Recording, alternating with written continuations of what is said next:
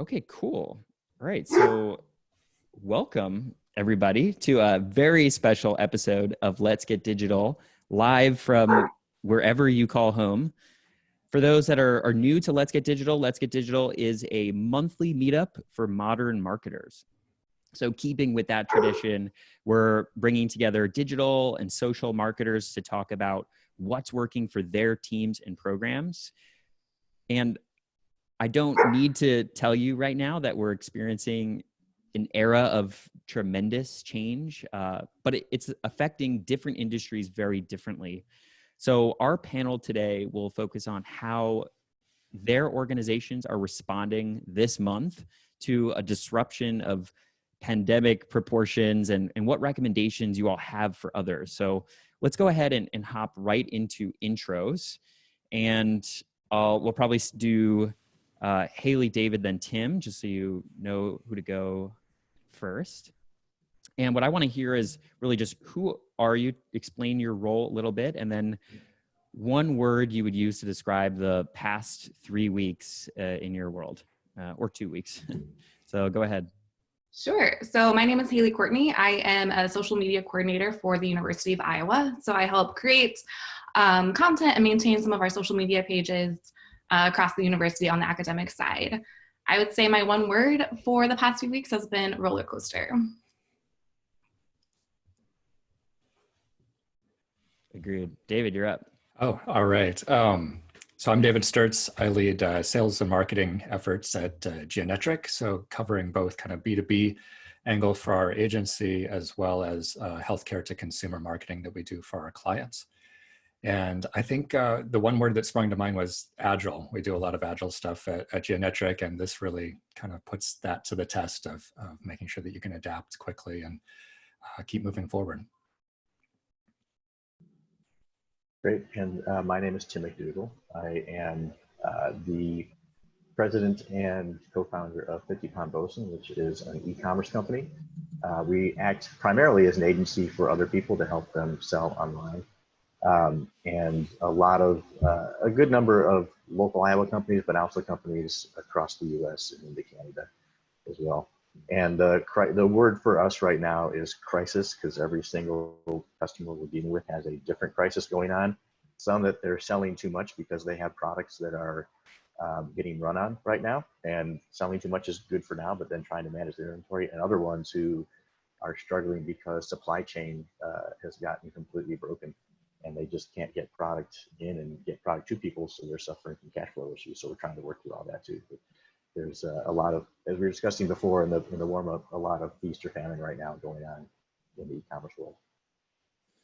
Yeah, I know we're seeing something really interestingly and similarly in B2B. So that's a perfect segue into the first question, which is just the current snapshot.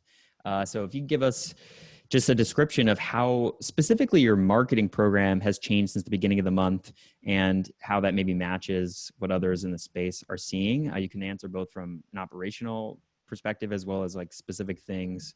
We're going to get into what you've stopped doing and what other changes, but just current snapshot, tell me about what your marketing and team looks like right now. So I know, Tim, you were just getting started, so maybe Sure. finish that. Okay. Up. Yeah, and for us, it's been, there's been two major themes, I'll put it, and this is oversimplifying everything, but one has been, we immediately had calls when this started with all the heads of all of our clients we work with and people we work with. And the word for all of them, our advice was, just like in prior downturns, this is a time to gain share. So invest in the people. If you look at past downturns historically, the brands that have come out ahead are the ones who invest through it, not the ones who turtle up and try and conserve everything. The ones who invest through it gain share during this time. The pie shrinks, but their slice of the pie grows. And then when the economy comes back, which it always will, they have a bigger share when they come out the other side. And that's not brilliant new insight from us. That's just, standard historical kind of data you can go through, and that's how it typically works. So that's been our advice through it. The other half of that, though, is that we stay as a company pretty tightly aligned with operations and logistics and shipping, more so than most e-commerce companies do, because we know how important that is just to keeping sales going. And that's been put to the test for us this last couple of weeks, because we also have a number of partners who have supply chain breaks throughout. So it's been a matter of shifting around either marketing resources to what they have in, working through chain issues, working through when they can resupply. So do we have to throttle things a little bit just so we don't run out? Do we shift from Amazon to their own site, or on Amazon, do we shift from an FBA to an FBM type of fulfillment arrangement just to kind of keep things going? So we've had to be, I'm using agile, a different term than David's using it here, but we've had to be very agile in how we adjust kind of shipping fulfillment plans on that end for people as well. What about you, David? Yeah, I think where we're at right now, we do a lot of thought leadership within the healthcare industry for healthcare marketers. And we're really focused in on that over the last couple of weeks, developing a lot of pieces of helping to provide direction and do some of the research and information gathering that our clients and marketers in the healthcare industry don't have time to do right now. They just need to be doing the best possible thing at any given moment. So trying to figure out how we can help them to know what that is to do, and we've really kind of doubled down on that side of things. Other than that, I think we're kind of reevaluating everything that we had in the books and planned out for the year, and trying to figure out, okay, what are things going to look like 2 months from now, 3 months from now, as we replan and try some new efforts out there. We do a lot of trade show and event marketing, so that's kind of out the window, and so we're shuffling around that and figuring out other ways to reach people and connect with them when they have the time and availability to do that. Sure. And for us in higher ed, I mean, we were kind of in the middle of our semester and kind of in our own rhythm. But now we're doing everything day to day. So for us, that's very unusual. We usually plan out our content about 2 weeks in advance. And we totally scrapped that. So not even creating those content calendars anymore. Because, an idea that we might have had yesterday might be completely tone deaf and not what our audience is feeling today. And that's just incredibly important for us to be using our social listening insights so much more now, and kind of really trying to figure out where our audience is, where our students are, how they're feeling, our faculty and staff, and trying to still be that kind of hope and light for them as they're going through some of these challenging times themselves. For those, I think a lot of the major sort of crisis communication and shifts happened in the last 3 weeks. I think everyone was monitoring the situation, but I think locally we follow how our region and state has reacted. And so I feel like the last 3 weeks have been the really the biggest response. So what was that first step or two that you took that right away you did to sort of level set or to adjust your plans? Because it sounds like one of the first ones I heard was meeting with all your clients. There was also taking a pause on your content calendar. Were there other steps that you think were really important that you did to be responsive right away for anyone? We kind of jumped in right away and hit pause on everything we had running. And we do a lot of marketing automation and different ads and things like that. Just, hit pause until we could reevaluate. How did that messaging sound in the current state? Does it make sense at all at this point? That was definitely something that was top of mind for us. And like I mentioned too, that we were supposed to be at a trade show next week. So figuring out what was going on with that, what things were going to look like, and making some quick decisions about what to do with that effort. Yeah, that's interesting, David, because we did the opposite, but you're B2B, which makes totally sense because your message is going to matter a lot there. Well, Ours was a lot of our healthcare audience as well. Yeah, has no attention, so it's your healthcare audience has no bandwidth for this right now, right? For ours, which is consumer products, right? Mm-hmm. We went through quickly and did the opposite, call everybody, kind of work through what we thought was going to get run on, and we were off on a few things, and then work through what supplies people had. And our first calls were more to see if and about 90% of our partners bought in on, yeah, we need to invest through this. Let's use this as an opportunity. And then we had to prepare like fact sheets on, hey, here's what's going on with supply chain. Here's what's going on with Amazon. Here's what's going on with every different piece of the puzzle here. Here's what your inventory looks like. And if you can't ship, if something happens with that, how long can you make it without running out? And so we went through a lot of those exercises because what we've seen is just obviously, and Josh mentioned it up top, there's been a shift in buying patterns of people just buying more online right now. And that'll change once the crisis ends. But right now in the shutdown, that's certainly the case. And we kind of think after it's done, that buying pattern's some of that's going to stick. I think when we come out of this, people buying things online is going to be a heavy percentage of the purchases, of retail purchases, than when we went in, is probably what's going to happen, because some people are just going to get used to this behavior. But yeah, ours was a lot of the same as yours in the terms of, hey, we got to contact everybody, we got to look at everything we're doing. From an e-com standpoint, it was mainly, hey, let's not turn off the gas, let's not spend stupid, but let's not turn off the gas right now unless we know we're going to just be running out of product.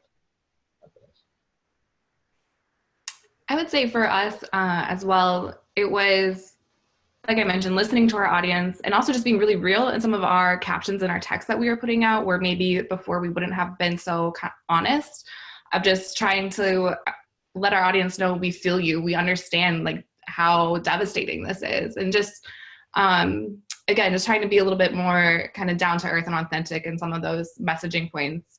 And looking at some of that future content of, like we use the tagline a lot, it's great to be a hot guy. It still is, but maybe those messaging points can come later on in April or May, knowing that it's not really what our audience wants to hear. And I think the biggest thing I would recommend is, if you don't use a social listening tool, now is the time to invest in one. Your audience will tell you what they want to hear, whether it's directly tweeting at you or commenting or, sending you a message. Or indirectly. And those insights have been huge, not only for the content our social media team is putting together, but sharing those widely with our other creatives. So our writing team, our video team, and letting them know, hey, this is kind of what we're seeing and hearing. Maybe we can try to switch or angle this story this way or that way.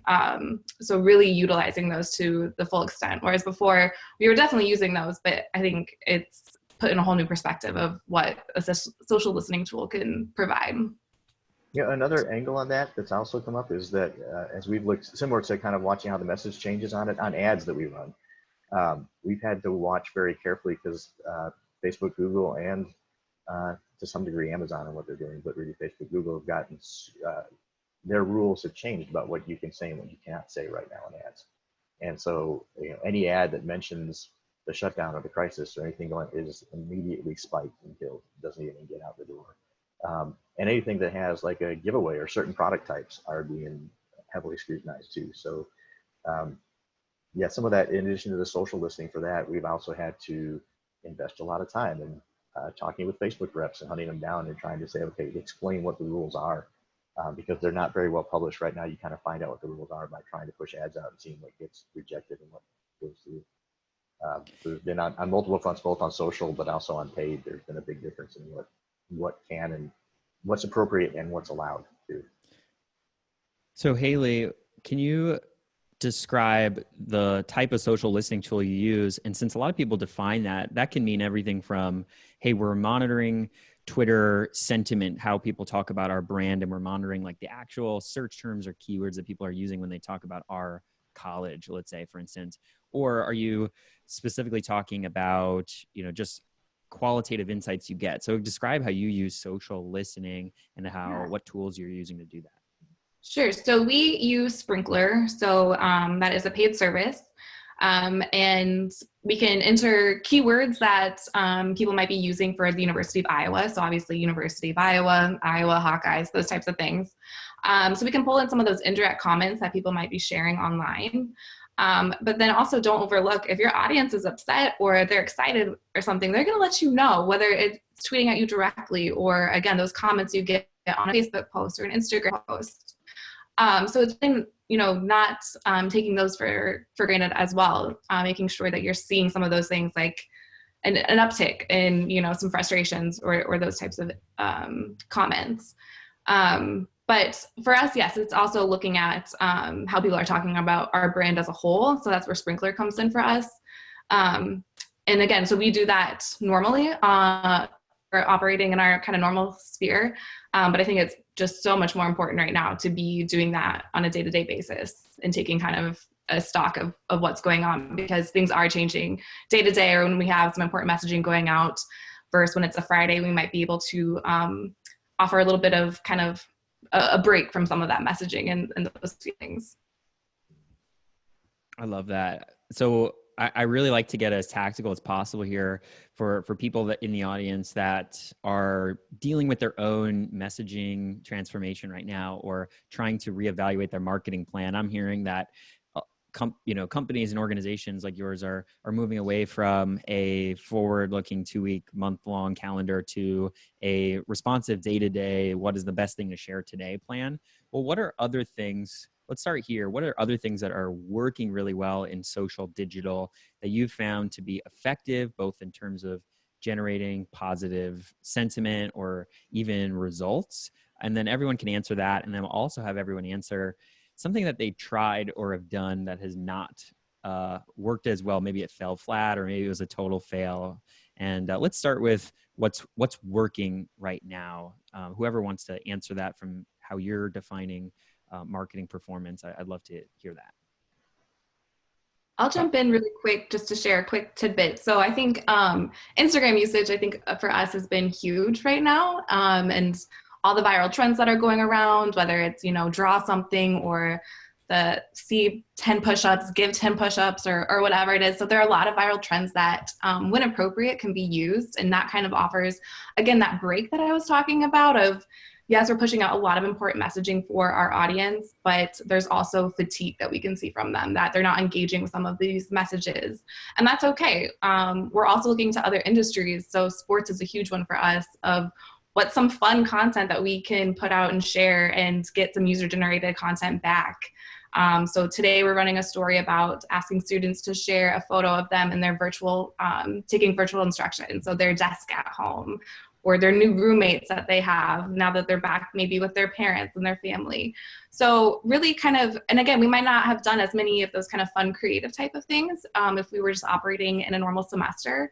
So I think it's okay to pivot and look at some of those viral trends and kind of see where you can play with those within your given sphere, knowing your audience. For us, I'll kind of echo the listening side of things. It's a little bit less maybe the social media platform listening, although we do some of that as well. But we have professional associations within our sphere where we're really paying attention to what are other folks talking about, what are they doing, what struggles are they having, and very quickly, I feel like we're spending a good chunk of the day listening to that, and then, okay, what content do they need to support that? What information can we put out there? How can we step in and help with that? And that's been really helpful. So we created a central landing page around all that information, just like a lot of businesses. And that's been a successful way, really looking at what is unique for our target audience. What do they need to know? And what is our unique ability to address those topics? And also getting ahead of the curve on some things. Telehealth was one where we've done a little bit of recommendations and thought leadership in the past around that. And all of a sudden, if you're in healthcare and you weren't doing telehealth before, you're absolutely doing that now. You're definitely looking into it and need to promote that to your healthcare consumers and patients. So having content and kind of anticipating that need has paid off for us as well. Yeah, we've had to really, a lot of ours has been kind of managing where the dollar's going, which products and SKUs we promote, which ones we don't. But a lot of the messaging has really had to go around, how do we tell people that, hey, we're still in business and we still have products without being insensitive, without seeming like we're taking advantage of the situation.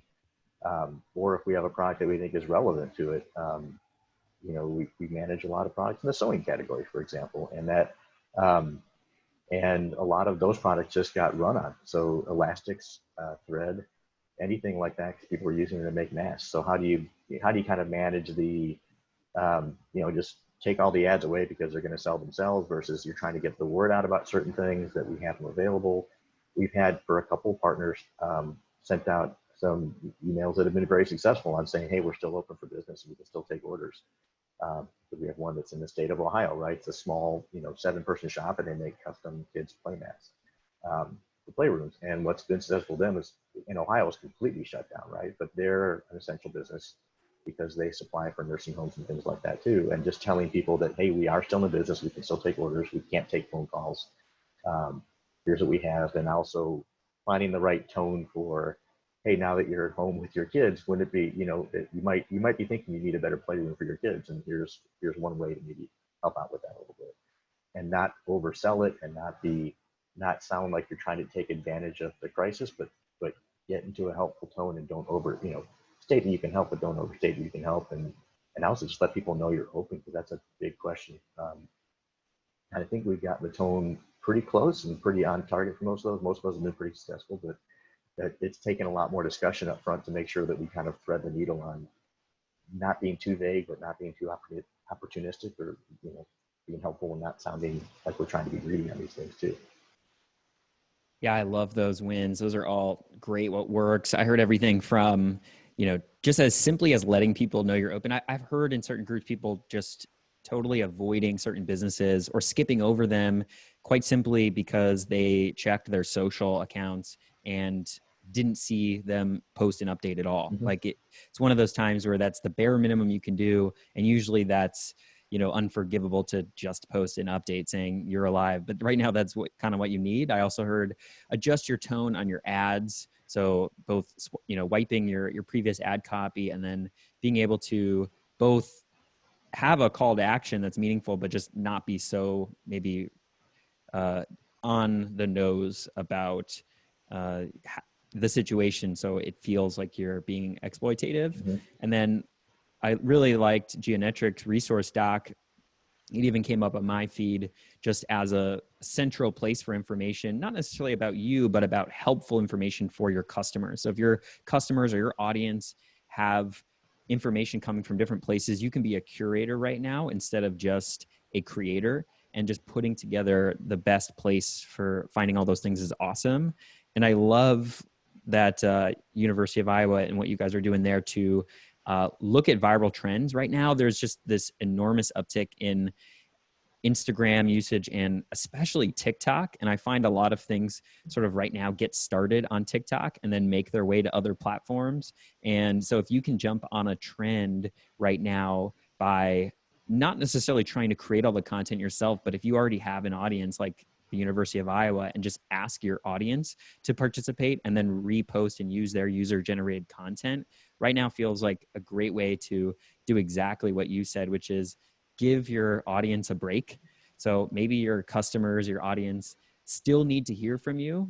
Like it's not enough where you can just disappear for a while, but to just give them a chance to like enjoy and be entertaining for a moment. I think a lot of brands that have struggled with like, what is our entertainment vehicle, are just going to try more things now. And there's really no wrong way to do it, just to be, to give people a sense of relief. So I love those.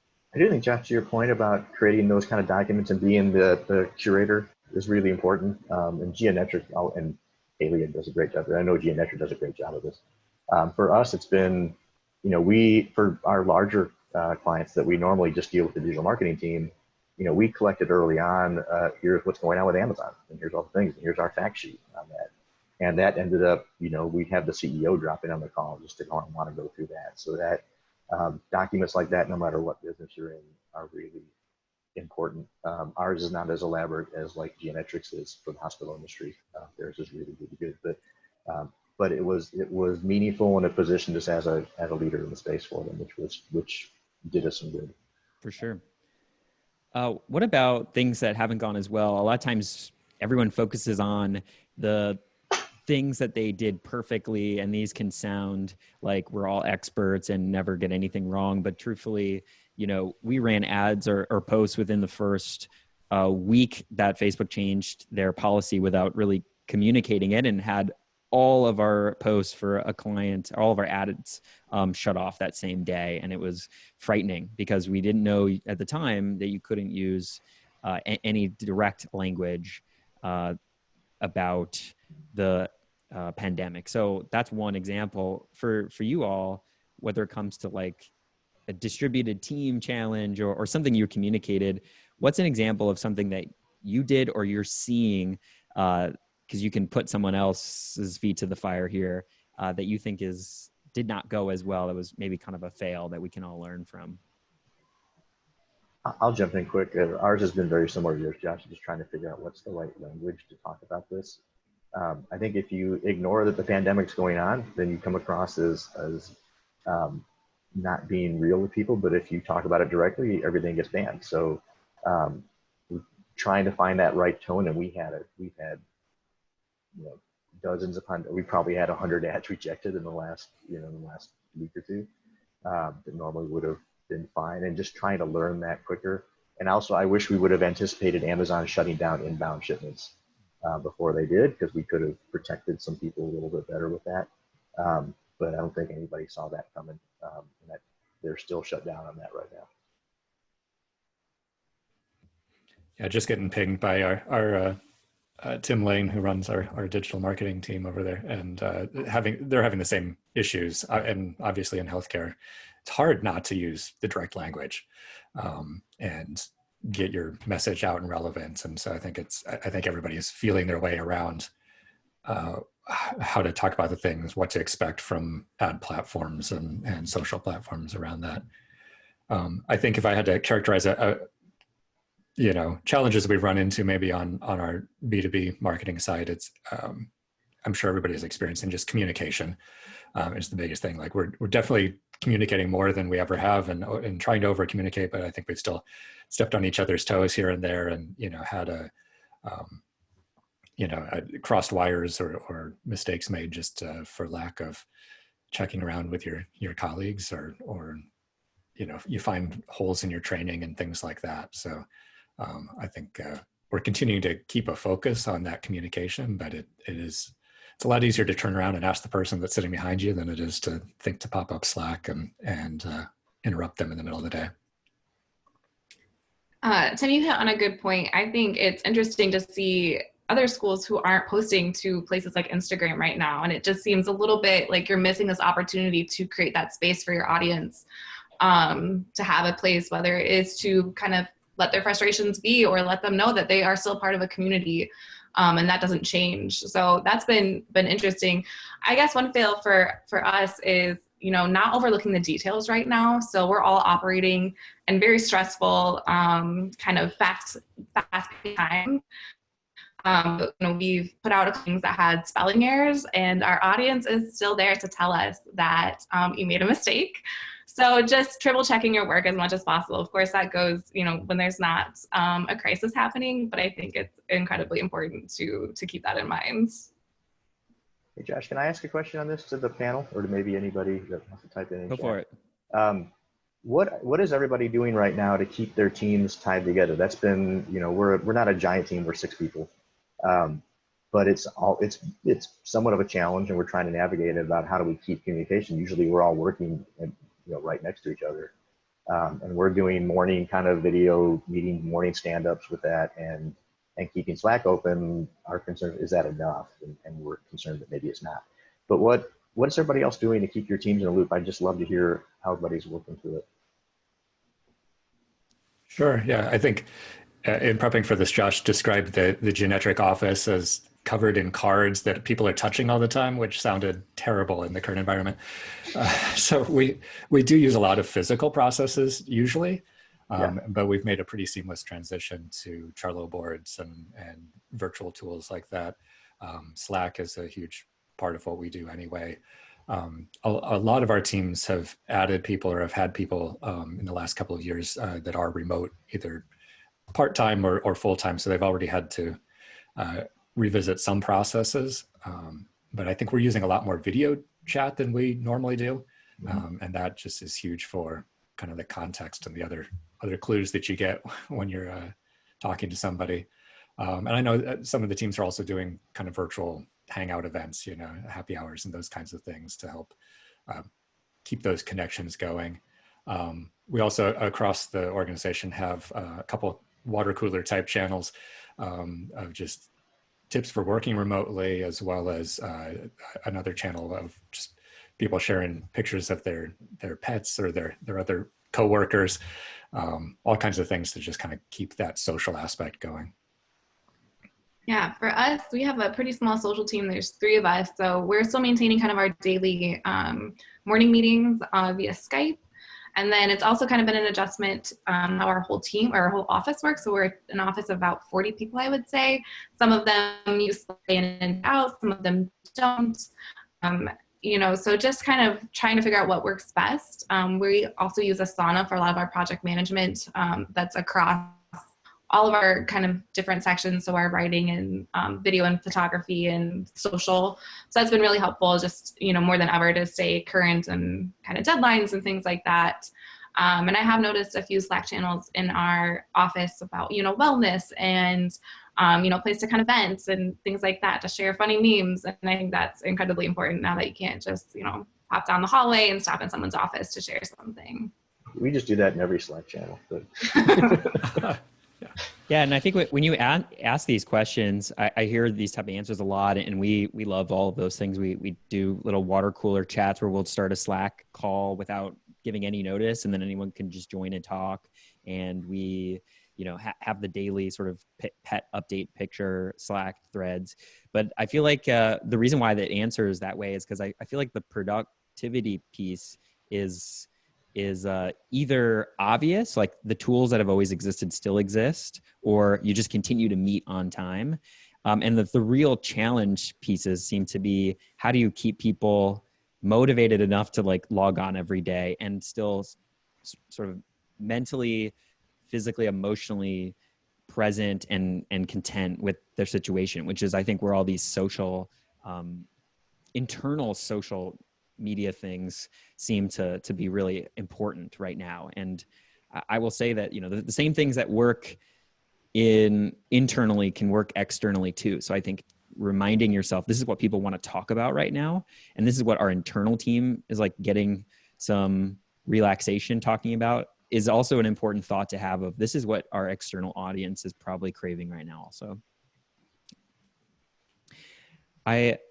One of the questions that David brought to my attention that I wanted to finish up with was about what you are doing in replacement of some of the things you might have otherwise been doing. So let's say that your content calendar has shifted, or let's say that maybe in the grand scheme of things, if you're normally are splitting your marketing investment and communication between sort of brand and audience building things and sales activation or like conversion oriented things, call to actions. Maybe right now, a lot of you are stopping some of your promotional campaigns or stopping some of the call to action related campaigns you're doing outside of e-commerce. And so you maybe have more bandwidth than you had before because you have kind of this free time. So I've been really impressed with how people are redirecting some of that time and capacity to help their team come out even stronger at the end of this. So what type of planning or activities are you doing as a team right now, or at least planning for April, May, June, to make your team marketing plan, process, content stronger coming out of this? I know one of the things we're looking at is a lot of the foundational pieces. A lot of times those get kind of left out there for a while when you get busy with other things or new initiatives. So we're definitely taking a look back at some of our foundational content, things that fit into the sales process, or just key pieces that we have the time to go back and update now. And so that's a focus area for us. One of the other things that we have kind of dug in on, touching back to the listening idea as well, is connecting with partners in the space. They're also kind of sitting there twiddling their thumbs in a way. And so they have time and availability to engage and put all of those things together so that coming out of this, you can be stronger together in a way. We also do, one of our big thought leadership pieces during the year has been an industry survey. So it's going to be a little bit of a challenge at this point to get the attention of the industry. So we're looking at other primary research and things like that we can do in place of that is potentially more helpful right now for those people, rather than bugging them to fill out a 60-question survey. I think for us, it's also spending a lot of time researching what other institutions are doing that we can maybe, of course, use in the next, few months, but also, because we've been able to do some more fun and creative content than what we had normally been planning. It'll be interesting to see if some of this stuff can stick later on and just kind of, when we start our next academic year, fitting more of those pieces into it. And again, just doing some more research and branching out and looking at some of the other industries to see how they might be framing things or connecting with their audience or engaging with their audience. Whereas, normally we probably don't have a lot of time week to week and day to day to be doing some of that background research, but it's really important to stay on top of industry best practices. Yeah, whereas as Josh alluded to, we're kind of in the opposite right now because we have all our normal things that we're doing with all of our partners, except now we have for each partner 3 or 4 extra crises to kind of manage through at the same time that are kind of added on top. So, and whether that's trying to figure out how to get through the ad funnel with things that we couldn't before, or figuring out a lot of them want to accelerate because their brick and mortar sales are just cratering right now. People can't get out the stores and buy. So they need to make up the volume with e-commerce, for example. So for us, we're kind of in the opposite boat from that. Of we have less time to do those kind of things than we normally do. That said, it's also really important for us, and our whole team's done a pretty good job of it so far, of just finding time to understand what else is going on out there that's not the hair on fire stuff with our partners, but is what's in the tea leaves for how Amazon and Facebook are changing how they're operating right now. It was really important for us and really important to our partners, and it's kind of the stuff you have to do when you're not running around trying to hit deadline. But we're kind of in the opposite camp. So we would love a little bit of that, some things that we stopped doing right now, but it's only gone more for the time being, for the short term here at least. Yeah, I can imagine. I don't want to stay, in the current state too long, and no one does. So I wonder for you all, what is your sort of optimistic take on what marketers will take from this time of disruption and your hope for the future, for both a shift that you hope happens? For instance, like I might steal the example of Haley's point and say that I really do hope that brands can take their audience and communication a little bit less seriously sometimes and relate to people more directly in the way that they are sort of finding that content right now works really well, and developing their voice in that way, feeling more confident in doing those things. So for you all, maybe what is a optimistic take that you have, that your hope for the marketing digital industry moving forward, coming out of this? You can pick a year or 3 years in the future. What do you think is an implication? I'll jump in then. For us, and this is the dirty, grubby, money grubbing kind of e-commerce world of things, right? But for us, what we're seeing is a lot of our partners who are talking about being like omni-channel, so they're not just selling through one channel, are now having to take that seriously because, boy, they could really use those other channels in case one is broken down right now and they don't have it. And just being omni-channel, the fact that they're selling through Amazon and their own site and Walmart.com and everything else, just the lesson of, hey, when one of those breaks down, that matters. And one of those isn't working right because largely some of them better than others on that. I think the reality is that the industry's been moving that way. I think it's been a cold, hard truth right now for people to realize that, hey, if we had gotten behind this and not just talked about being better in omnichannel, we'd be better off right now because we'd have more options and we need the options right now. And the optimistic thing for us is what I alluded to earlier, is just I think that there was already a move towards e-commerce in most sectors. People starting to buy more and more online. I think that's going to be, when we come out of this, I think that's going to be accelerated. So I tell people that all of us in every industry are going to be scrambling while the crisis is going on. When the dust clears, being in a position of knowing how to market for e-commerce and everything is going to be a really great place to be. We just got to get through the disruption, the turmoil in the near term first to get to the other side of it. I'm very optimistic about the long term, what we do though, but short term there'll be drama that we're going through right now.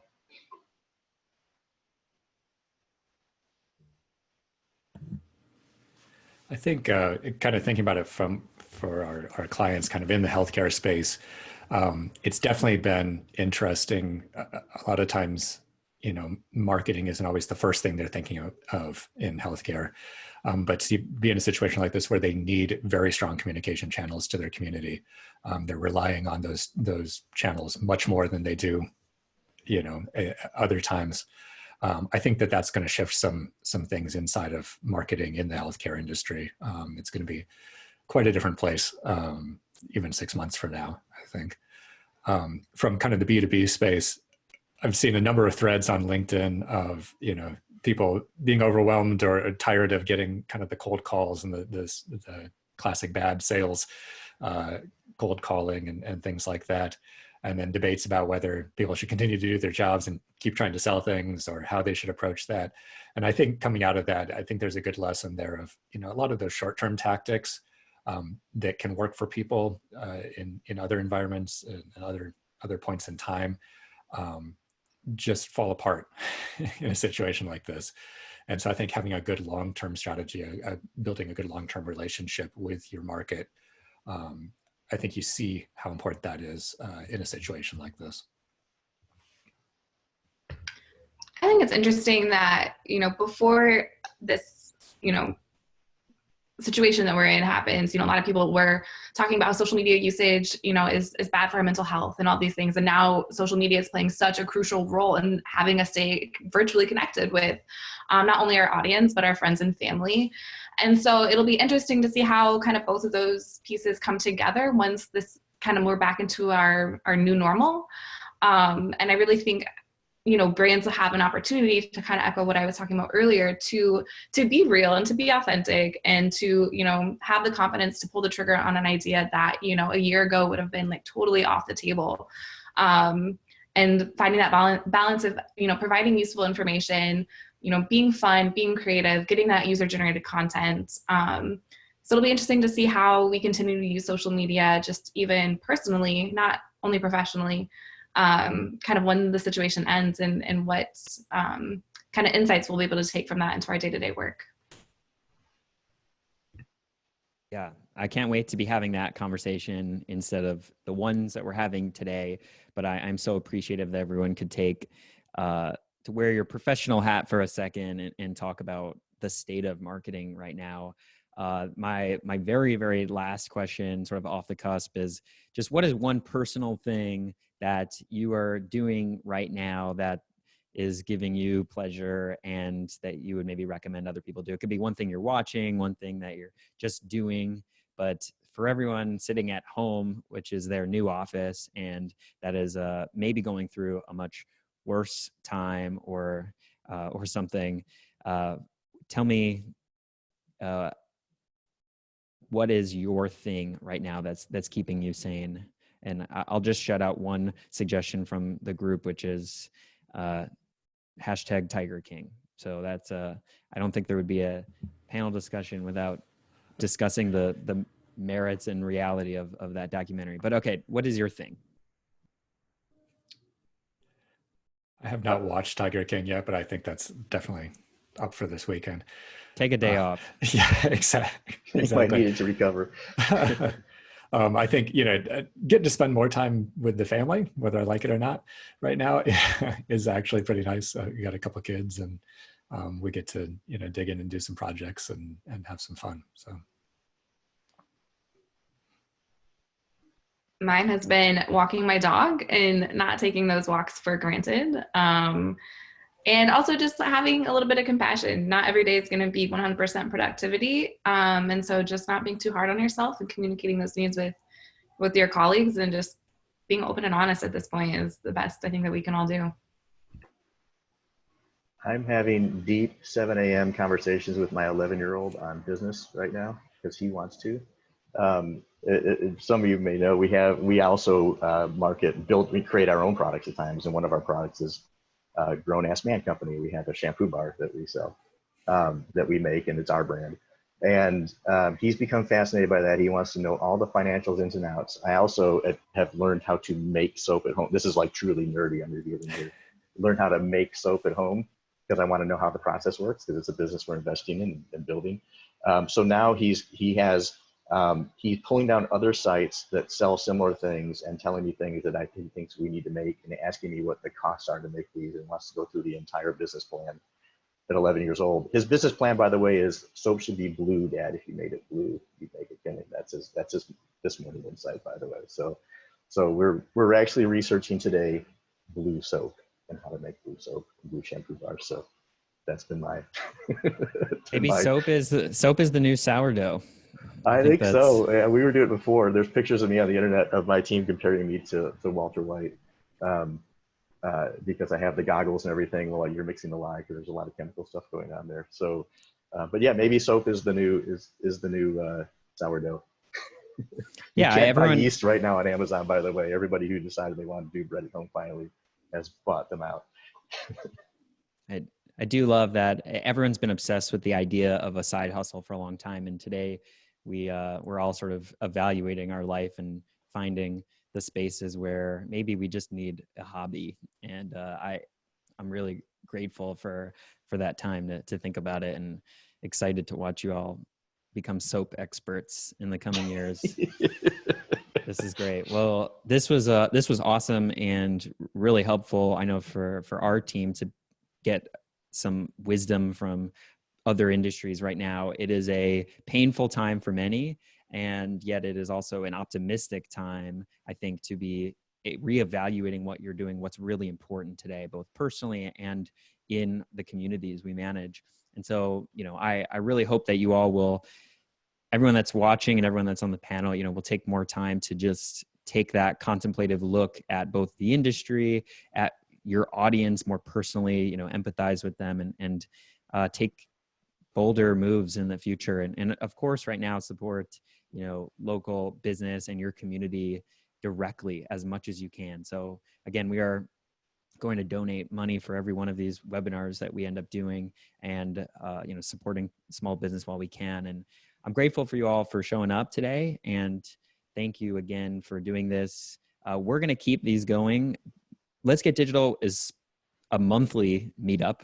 We're obviously meeting up virtually now. We're going to try to experiment with things, maybe make them solicit more conversation as much as we can from the crowd, maybe figure out some new concepts. But at the very least, we're going to try to touch on a new relevant topic every single month and just go with the flow. We're all trying to stay agile and learn right now.